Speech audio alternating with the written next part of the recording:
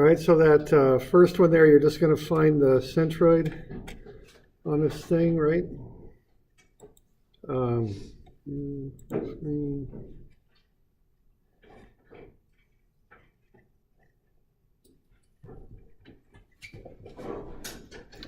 it's just symmetrical, so the centroid's right in the middle. Right there. So I just took all the measurements there. You know, they got the areas of the three pieces, or just the two are really all you need on this one. So I got the area of the flanges, and then in green there I've got the offset distances from the centroid to the, from the neutral axis to the centroid of the flanges. So what I do, I just set the thing up so I can do it first. And then when I got all the information, I run the numbers and do it. Okay, so get the areas and the offset distances, and then I just put together a table where I find BH cubed over 12, the area, and then the offset distance, so I get AD squared, so BH cubed over 12 plus AD squared, and get the total 4361 for both the flanges. Now for the web there, the centroid of the web is right on the neutral axis. So the offset distance is 0. So that middle web, there's no transfer axis term. There's no AD squared, right? Okay. So you just do x plus AD squared, and you just add everything together. Get the total. Moment of inertia is additive. And that comes out to be what, 10,187, I think? Doing all right with that? And if you look at the tables, it's 10,300. Quite close. You know what? Any idea what the difference, where the difference comes from?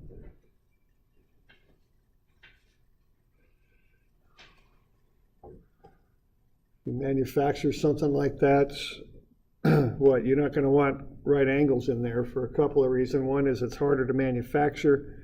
The other is you're going to get stress concentrations in there. So they fillet those, they round them out just a bit. So they'll include that in their moment of inertia calculations, and we don't do ours. You know, we're just doing rectangles. Okay. So that's the difference. All right. Now, when you do IY, you're just coming from the other direction. So you don't need to do the transfer axis theorem for IY because all three of the centroids of the flanges and the web are right on the neutral axis. So there's no offset distance, D, when you're doing IY, because you're coming the other direction now. Okay. So notice what the base is now 1.315. That becomes what I call the base when you're doing IY. The height is then perpendicular to the axis. It's 15.105. So there's BH cubed over 12 for I sub y. Okay? And then you do that for the web and the other flange. Okay? And all three of those centroids are right on the neutral axis. Okay?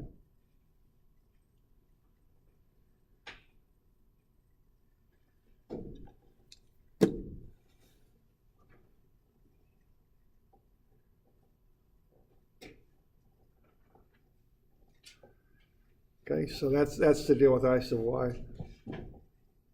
Did we need to calculate y bar initially? For this one? Yeah. Yeah, you did, but you know, it's just half the height because it's symmetrical. It's 15.47.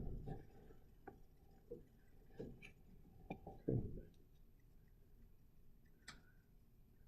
And then this one is just right down in the middle. So, you know, there's no... The centroids of all three shapes are right on the neutral axis on this one, just right down the middle of the web there. Okay.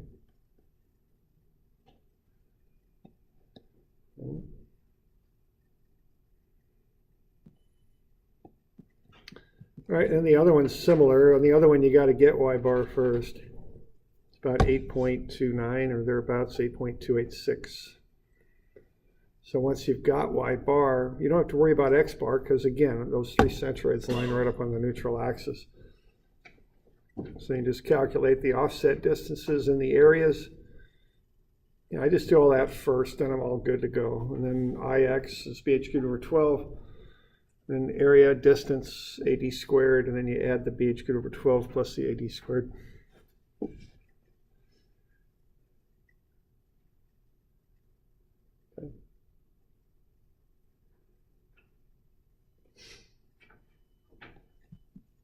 Okay, so that's how that one goes. Okay.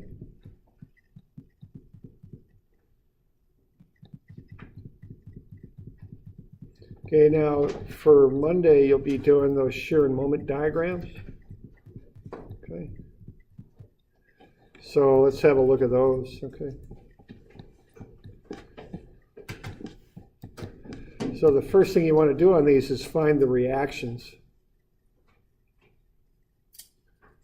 So 9,000 by 4, that's negative because it's clockwise. That's the moment that this 9,000 Newton force creates. And then we got 24,000 clockwise also. Now that's just a couple, so you don't put a moment arm on that. You just add it in. So that's the thing to remember about couples is, or one thing anyway, there's no offset on them. They're just a magnitude. So they already got the offset embedded in them. You can tell by the units, it's Newton meters. And then you got 4, 4, and 4 makes 12 times whatever RD is. That's positive because that's coming around that way. So RD's 5,000. And then you can, I probably just sum forces in the Y. I took moment about D also. That's another way to do it. Got 4,000 for RA. Now the thing with this is that 24,000, there's no moment arm with that, okay? It's just add it into the moment equation. That's how you handle those couples. Okay.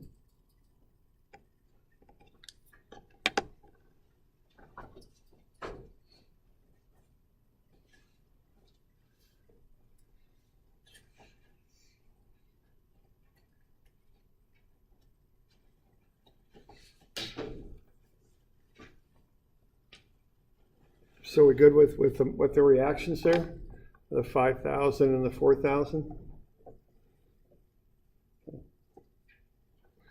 So now once you've got that, then you just start to build the diagrams from there, all right? So you just follow those basic rules. You start off, you go from load to shear.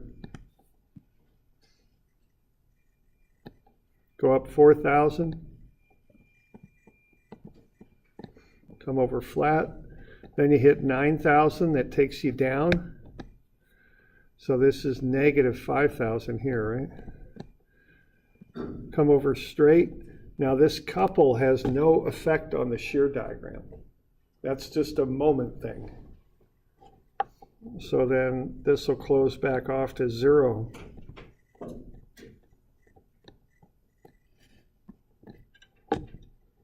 So there's the shear diagram.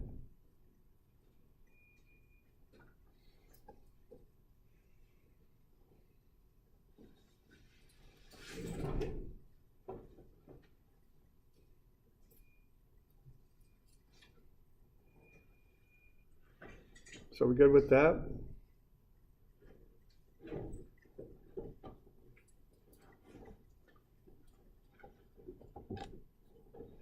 Okay. Then what you want to do is I'm going to see that couple there is going to cause a break in the moment diagram. So what I'm going to want to do here is I know that the shear areas relate to the moment diagram. I'm going to want to break that piece of the moment diagram or shear diagram into two pieces, one to the left of that couple and one to the right. That'll allow me to include that jump that happens with that couple, all right, in the moment diagram. And then I'll use those shear areas to calculate what's happening on either side of that moment jump there in the moment diagram. So I'll just go ahead and find these areas. So what, 4,000 by 4? 16,000.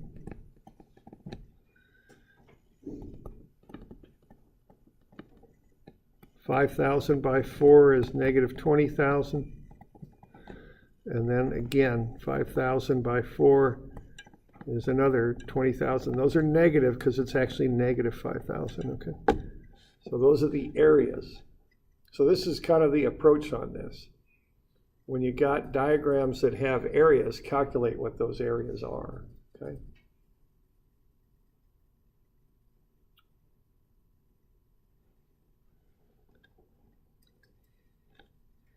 Okay, so that gets us the shear diagram. Now for the moment diagram, okay, that first one's 16,000. So that's going to just be a straight line because the value of shear there is constant. That's the slope of the moment diagram. So that slope is 4,000. Okay. And that gets you up to 16,000 right there. Okay. Then what happens is you get a jump. Or excuse me, you go down by 20,000. So you're going to end up at negative 4,000 there. Okay. And what that is, you're at 16,000. You're going to take away 20,000.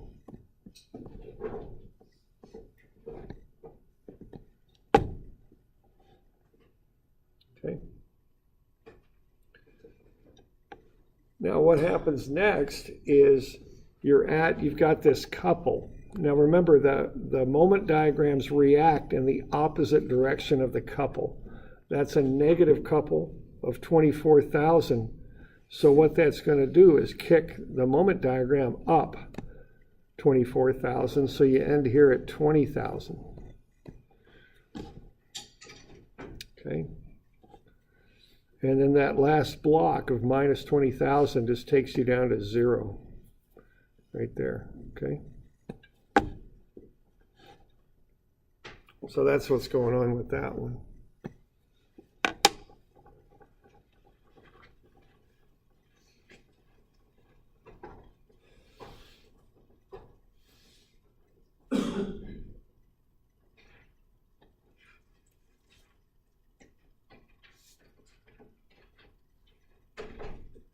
Questions on that? What's the slope of that second line going down? It's negative 5,000. That equals the value of shear. So the slope of that line is negative 5,000.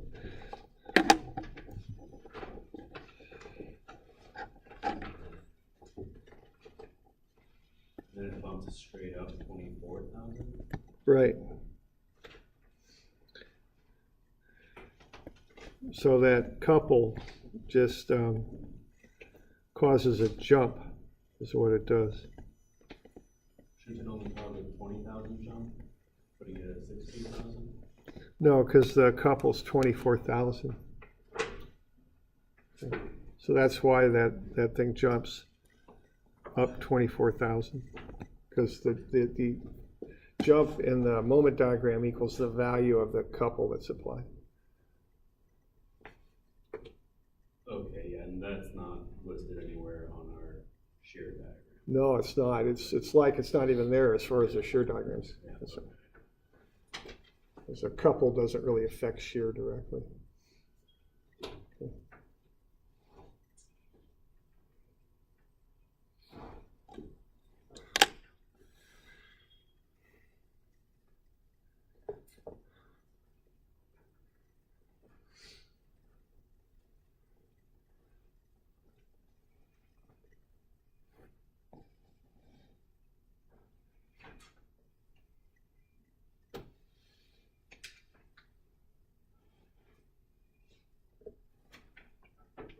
Okay. So we're good with that? So that's that one, okay. All right, now the next one starts with areas. So it's going to be a little bit more complicated. So each step of the way, you kind of get a little bit more complicated with the shape of the lines.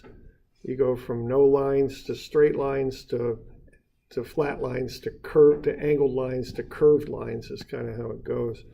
So here we're starting with a straight line, horizontal. So what we want to do here is we want to find the reactions. That's a cantilever. So the thing with a cantilever is it's somehow attached to the wall firmly. So you get a moment reaction of 104,000 there. And you get a force reaction too.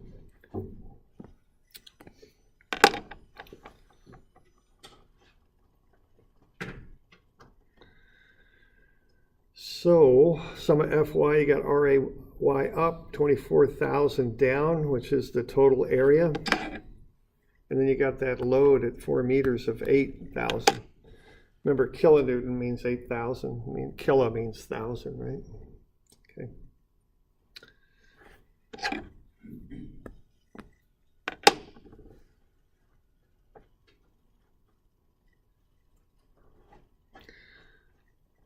So you get that moment reaction of 104, and you get the force reaction of 32,000.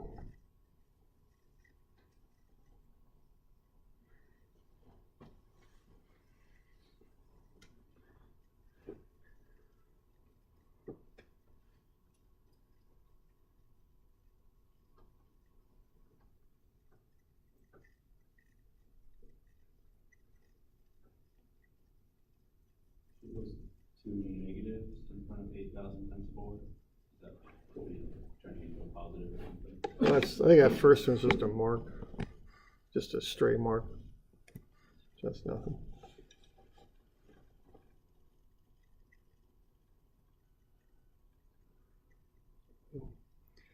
So you start there with the reactions. Okay, now, and so again, with a cantilever, you got a couple reaction. Then what you do is you find the areas under the diagram. Now I know where I have this load, I'm going to get a jump in the shear diagram. So rather than using this whole area of the whole diagram, I just calculate the area to the left and to the right, because I know that things are going to change there with that load. So I get the area on either side. So I can kind of calculate what's happening going in, then I got the jump, then I calculate what's going on the other side. That's why I'm doing that, okay? Kind of anticipating what's going to happen. Okay, so for that shear diagram, I'm going to jump up 32,000. Then I'll come down by 16,000. So that'll get me to 16,000. That's 32,000 minus 16,000. And I'm going to need a little bit more room here, I think. I'll do it this way. All right, oops. Okay, then I'll go down by 8,000. And then that last negative 8,000 will close it off. So I'll get a shear diagram like that.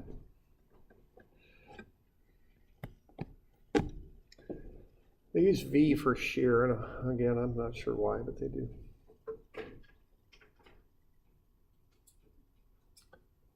All right.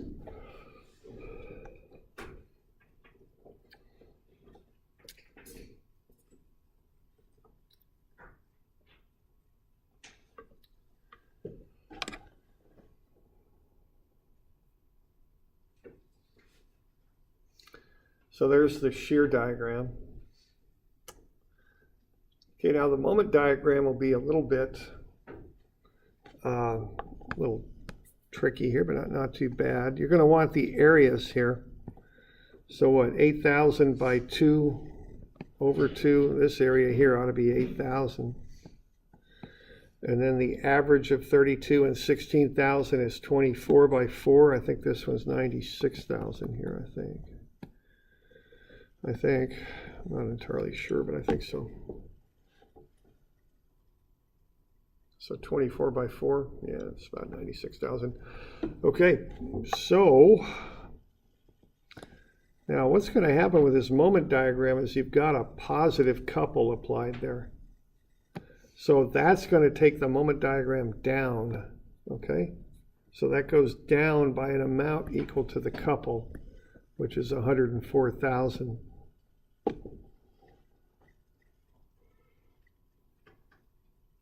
Okay. Then what's going to happen is the diagram will go up from there. It'll start with a real positive slope, then it'll start to flatten out a little bit.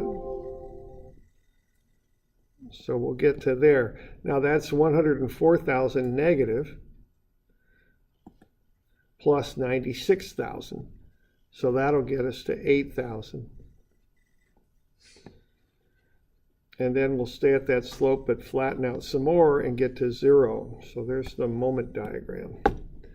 There's a little bit of a change in there. I guess it'd be a discontinuity there, right where it says 8,000. So the deal is we've got a positive 104,000 applied, so that means we start at a moment of negative 104,000. You got to change the sign on the couples when you go from the load diagram to the moment diagram, or from the shear diagram too, but, well, actually it's from the load diagram to the moment diagram. And then we just come up by first 96,000 and then 8,000. Okay? Like so.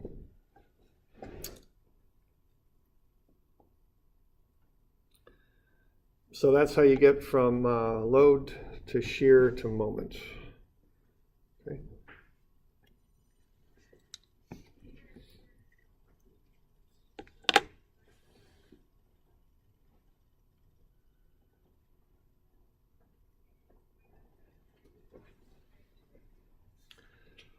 So we're doing all right with that?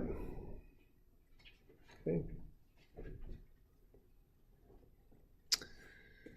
Now, one other, I ran copies of the dang thing. Trying to think. Yeah, I made it up, and then, but I also ran copies of it.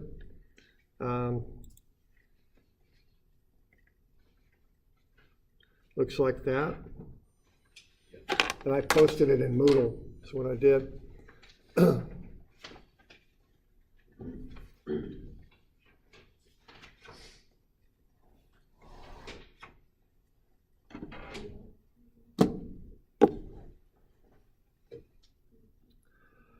All right, so if I see this thing, first thing I'm going to do here is I'm going to calculate the area under that loading diagram. It's 2 by 2. So that's negative 4 kilonewtons. Now it's negative. It is a little deceiving because the diagram's up above the x-axis, but the arrows are down, so it's negative. Okay. So that's negative 4.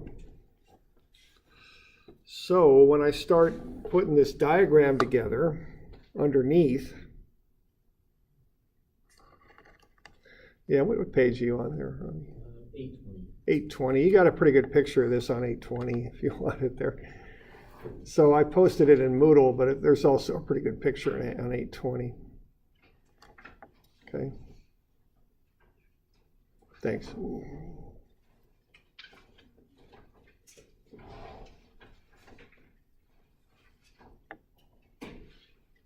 Okay.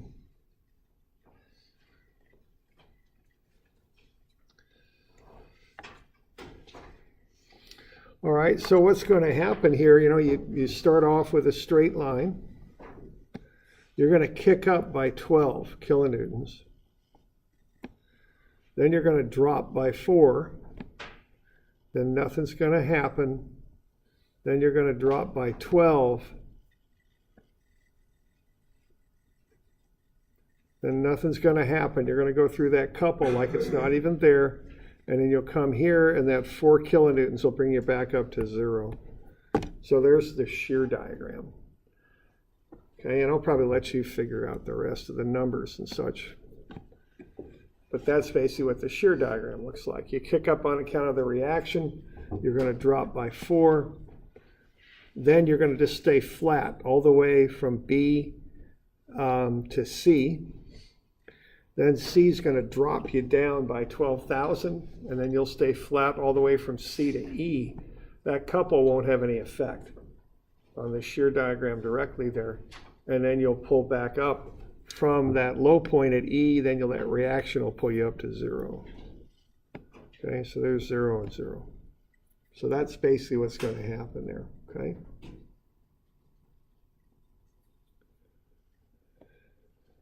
All right, what I'd do then would be to find these areas, because the areas are going to be changes in moment is what they're going to be. Okay, so you'll want to get those figured out. Okay. So once you've got the areas, then you can come up with a moment diagram.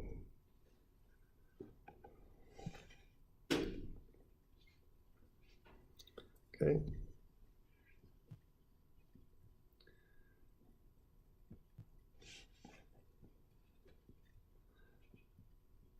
So the moment diagram, on account of that shear diagram, will start off curved and it'll go positive. So of course the moment diagram starts at 0. See, the slope of the moment equals the value of the shear. So that moment diagram is going to be curved in there first because its slope is changing as you work your way to the right. From there it'll be straight. So for these first two areas here, it's going up, because those are positive areas. Then you're going to come down, because that next area is negative. Now that'll be straight also, because that's a horizontal rectangle. There's no change in the shear on that. Then you're going to hit the couple. Now when you hit the couple, that's positive, so that's going to kick that thing down. Okay, you got to remember to change the sign on the couples when you go to the moment diagram. So that moment diagram is going to decrease. And then you'll have another area there of -8, and that'll take you back down to 0. So basically this long straight line here on the right gets offset there by that couple.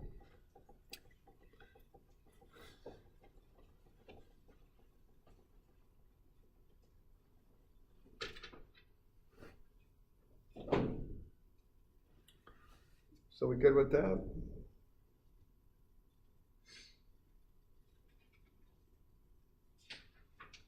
Okay.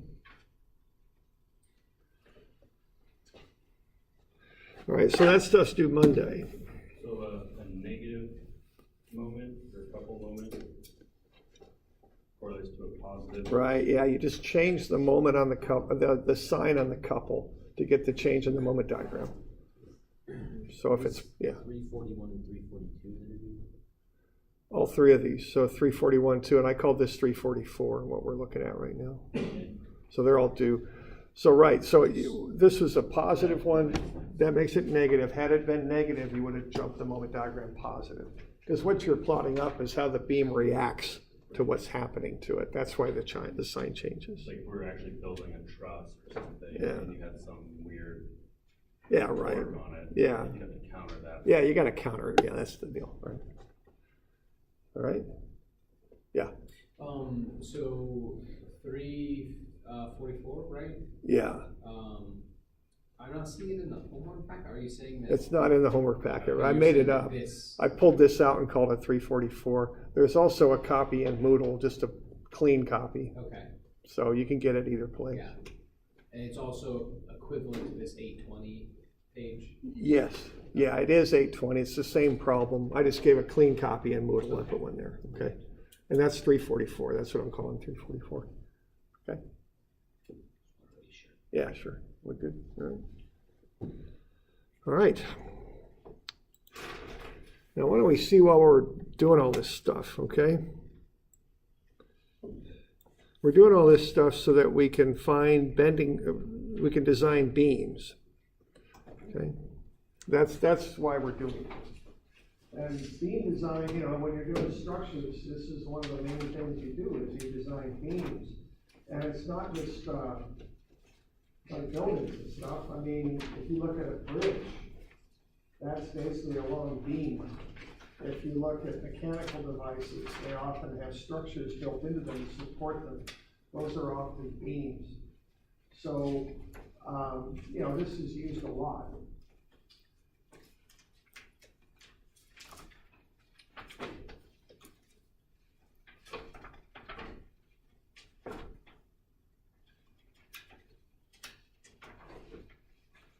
So this is on 830 is where I'm at. Now we've gone over this a bit. When a beam flexes, you've got the neutral axis, which is kind of the part of the beam that is neither in tension or compression. And then on one side you've got tension, and on the other side you've got compression. So on this one, being as it's bending down, what we would have here would be compression on the top and tension on the bottom. Okay, because the beam has to hold that right angle. If it can't just start sliding. Those planes of atoms in the beam can't start sliding because that's failure. It'll break if it's doing that, okay? So to hold together, it's got to stretch this bottom part out and pull that top part in. So the bottom's in tension and the top's in compression. For a beam that's bending down, it would be the reverse if it's bending, so it's concave down, okay? It'd just be the reverse. Tension would be on top, compression would be on the bottom. Would the neutral axis actually start in the middle on one end and stay in the middle through the whole beam? Yeah, as long as the cross section's constant, which is, that's always, it's rare that it's not, but Right. yeah. Like a cone shape.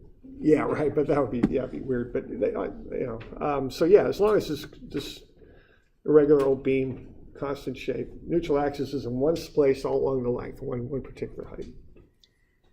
Okay.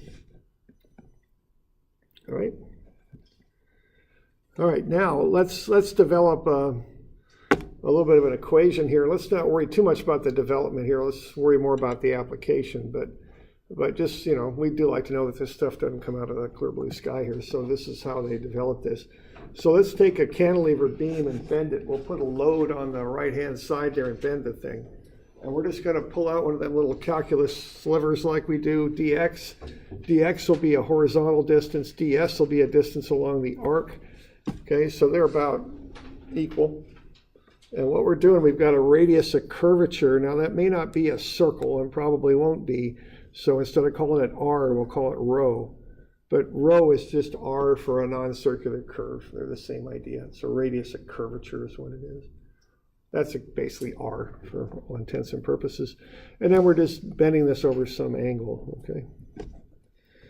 Now, if we do that, before we did it, let's draw in two lines that are the same length, okay? One on the neutral axis, and for our particular case here, we'll put the other one below. So what we got here, we got our, our piece of the beam, and we've drawn in two lines, one at the neutral axis and one below it that was originally the exact same length.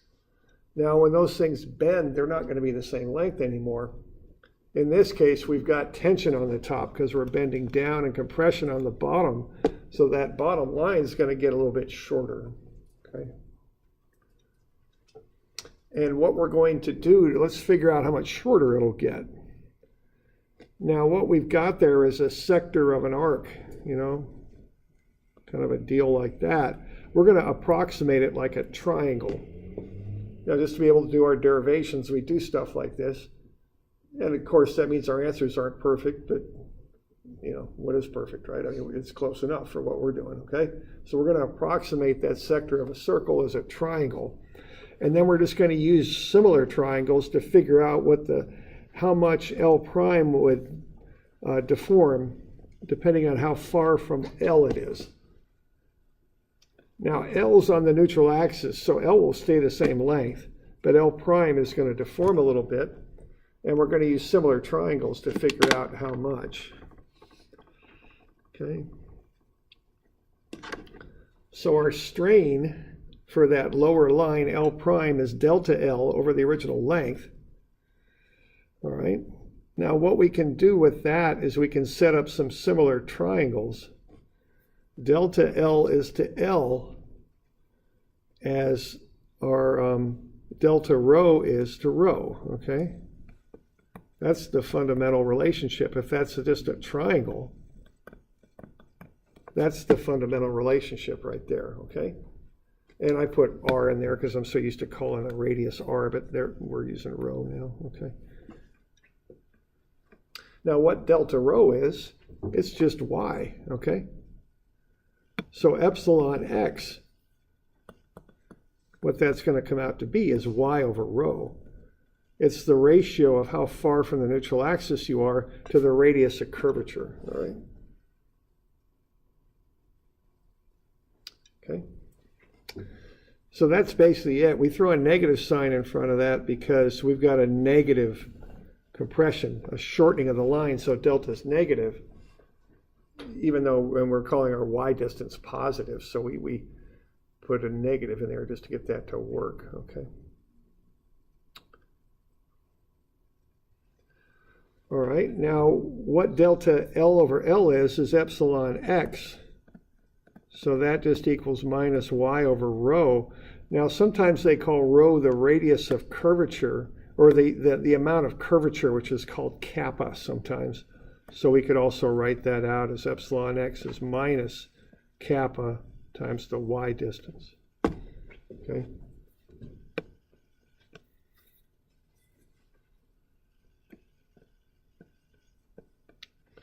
Now what we can do then is add an e to both sides. Just multiply that in. E times epsilon x is the stress. Now we're getting to something we can use, and that's minus e kappa times y. Okay. So what we're seeing here is the further away from the neutral axis you are, the greater the stress and strain become. As you get further and further from the neutral axis, you get more and more compression and or tension on that line. Okay. And it's a constant ratio.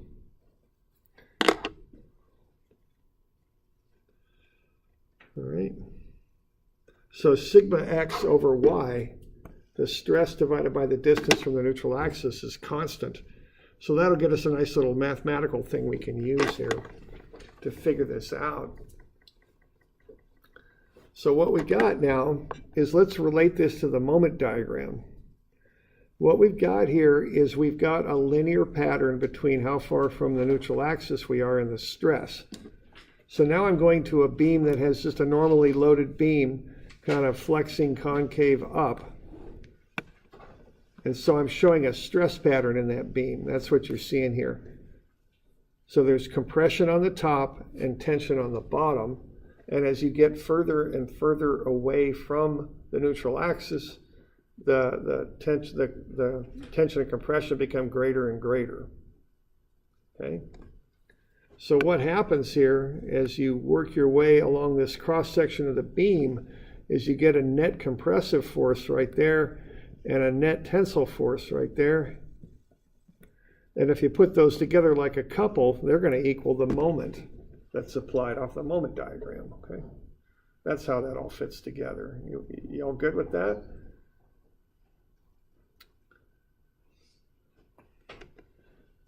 So there's no moment in the center of the beam? There's no stress in the center of the beam. Sorry, like in the middle of the bow. Like Middle of the bow, bottom of it. there's still moment there. There's no moment at the ends where the supports are. But Does they're... the moment translate from being like positive and then to negative on the other side? Well, there's no... No. Yeah, it's... Let's see. It's like compression on top and tension on the bottom. There's... So the dead center of it. It's the neutral axis. That's where there's no tension or compression. You still have that moment, but there's no tension or compression at the neutral axis. You're transitioning from one to the other. There. Okay. Wouldn't that be the most tension and compression at the bottom of the... At the bottom of the beam, yeah, and top. Right. I think, I'm not quite, if you're talking about the length of the beam, yeah, the moment maximizes in the middle of a beam if it's normally loaded. Right, okay. Yeah, okay. Yeah, at the moment, like it's drawn now on the right side of that beam, and then on the left it'd be going. Well, I'm just kind of cutting at some arbitrary place in the middle of the beam to make that diagram. Okay. Okay. All right. All right. So if we want to calculate this thing up, what we're going to do is we're going to take the stress, sigma x, times the area over which it acts, because the stress times an area gets us that force. And then we'll multiply that by the distance from the neutral axis. So if we call that y, and we got a little area in here, we can find the stress acting on that area, multiply it by the area. That'll get us that little force.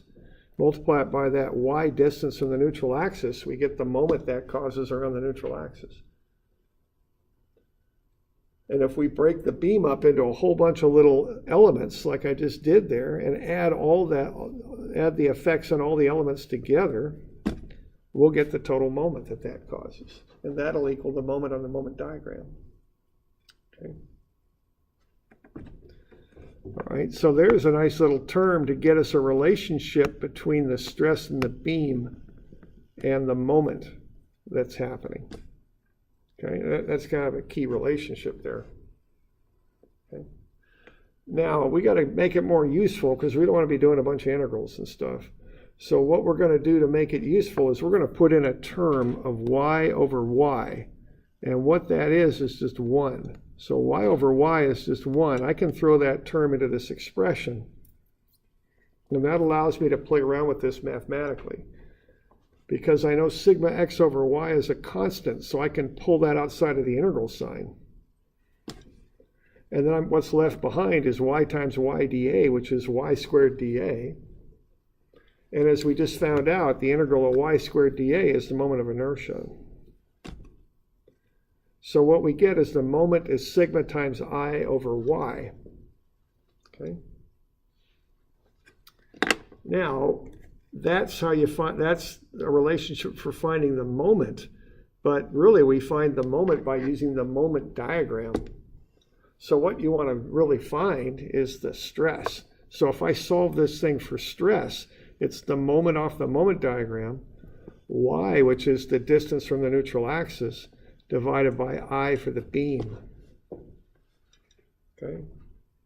And then if I want to find that thing for, if I want to find the maximum normal stress in a beam, I maximize y, so y max is equal to c. That's the biggest distance the furthest distance I can go from the neutral axis. So sigma max is mc over I. That's how you find the stress in a beam. And to find it, what you got to know are the dimensions of the beam so you can calculate I and that maximum distance from the neutral axis. And you got to have a moment diagram or something like that so you can pull m off. So if you can get an m, a c, and an I, you can find the stress in the beam. And when you got the stress in the beam, you can make sure that whatever you're making the beam out of can handle it. Okay.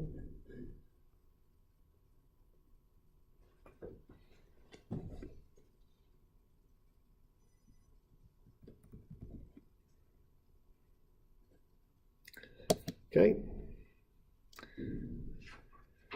And then here's a little derivation we'll use later when we do deflections. To get to the degree of curvature, it ends up being negative m over EI, just from that derivation there. We'll come back to that though. All right, so, but what we're going to look at here for the next couple minutes is sigma max is mc over I.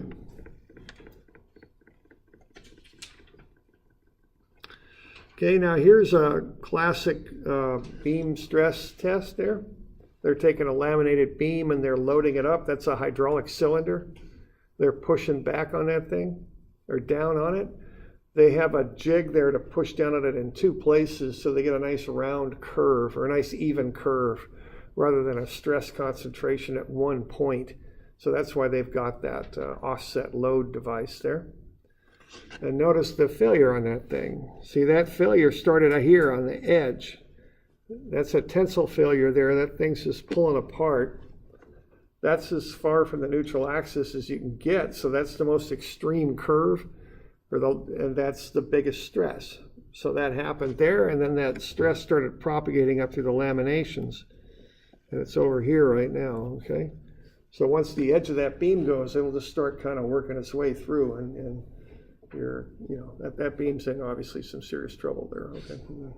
All right, but that started on the edge, and then it just, once the edge cracks, then the cross-section, effective cross-section of the beam changes, and then it just starts working its way through, okay?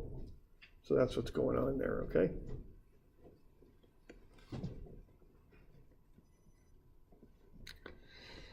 So let's have a look at page 840. We got just a couple minutes. We'll at least get started here. Let's find the maximum tensile and maximum compressive stress for this beam.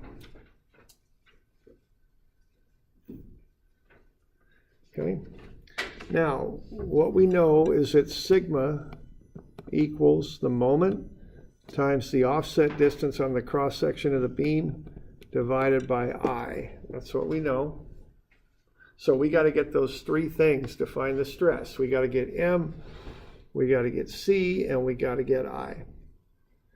So what we have there is an L beam that's supported, and then we've got the thing, it's a 10-foot span, and we got the thing loaded 7 feet over from the left with 2,000 pounds. We're ignoring the weight of the beam.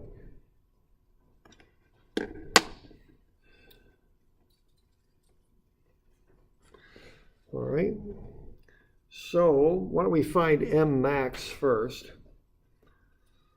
So what's the value of the shear diagram? We start at 0, what's that next value up?